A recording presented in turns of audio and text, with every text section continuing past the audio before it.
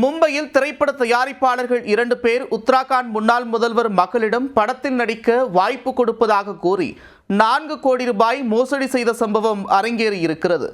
மாஜி முதல்வரின் மகள் அளித்த பகீர் புகாரின் பின்னணி என்ன? உத்தராகண்ட் மாநிலத்தில் முதல்வராக இருந்தவர் ரமேஷ் பொக்ரியால் நிஷாங்க். இவர் பிரதமர் நரேந்திர மோடி அமைச்சரவையில் மனிதவள மேம்பாட்டுத்துறை அமைச்சராக இருந்துள்ளார். இவரது மகள் ஆருஷி நிஷாங்க். நடிப்பில் ஆர்வம் கொண்ட ஆருஷி சொந்தமாக ஹிம்ஸ்ரீ பிலிம்ஸ் என்ற திரைப்பட தயாரிப்பு கம்பெனியையும் நடத்தி வருகிறார். இவரை மும்பையைச் சேர்ந்த திரைப்பட தயாரிப்பாளர் தம்பதிகளான மான்சி மற்றும் வருண் பாக்லா ஆகியோர் சந்தித்துள்ளனர். இவர்கள் தங்களை மினி பிலிம்ஸ் பட தயாரிப்பு நிறுவனத்தின் இயக்குநர்கள் என்று அறிமுகம் செய்து கொண்டனர். இவர்கள் நடிகர் விக்ராந்த் மாசி மற்றும் ஷனாயா கபூர் ஆகிய நடிகர்களை வைத்து ஆன்கோன் கி குஸ்தகியான் என்ற பெயரில் படம் தயாரிக்க இருப்பதாக ஆருஷியிடம் கூறியுள்ளனர். அதோடு இப்படத்தில் முக்கிய வேடத்தில் நடிக்க ஆருஷிக்கு வாய்ப்பு கொடுப்பதாக கூறியுள்ளனர். மேலும் படத்தை தயாரிக்க 5 கோடி ரூபாய் முதலீடு செய்தால் 20% லாபத்தை கொடுப்பதாக கூறியிருக்கிறார்கள்.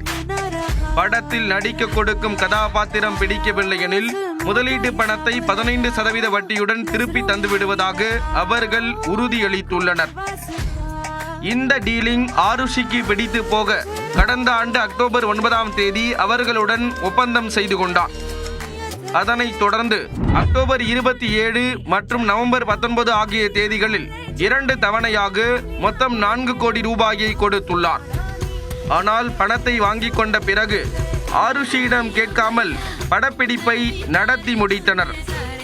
ஆருஷி நடிக்க முடிவு செய்திருந்த கதாபாத்திரத்தில் வேறு ஒரு நடிகையை நடிக்க வைத்துள்ளனர். அதோடு அப்படத்தை விளம்பரப்படுத்தும் நிகழ்ச்சியில் ஆருஷியின் படத்தை நீக்கிவிட்டனர். இதையடுத்து தான் கொடுத்த பணத்தை திரும்ப கொடுக்குமாறு ஆருஷி கேட்டுள்ளார். ஆனால் தயாரிப்பாளர் தம்பதிகள் 2 பேரும் பணத்தை கொடுக்காமல் இழுத்தடித்துள்ளனர்.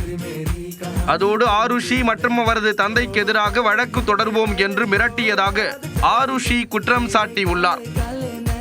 தன்னை சாதி அடிப்படையில் பாகுபாட்டுடன் நடத்தியதாகவும் உருவக்கேலி செய்ததாக குறிப்பிட்டுள்ள ஆருஷி தனக்கு எதிராக இழிவான வார்த்தைகளை பயன்படுத்தியதாக குறிப்பிட்டுள்ளார். இதையடுத்து மோசடி, குற்றவியல் சதி, அச்சுறுத்தல் மற்றும் ஐடி சட்டத்தின் கீழ் ஆருஷி போலீசில் புகாரை பதிவு செய்தார். வழக்கு பதிவு செய்த போலீசார் விசாரணையை தொடங்கியுள்ளனர்.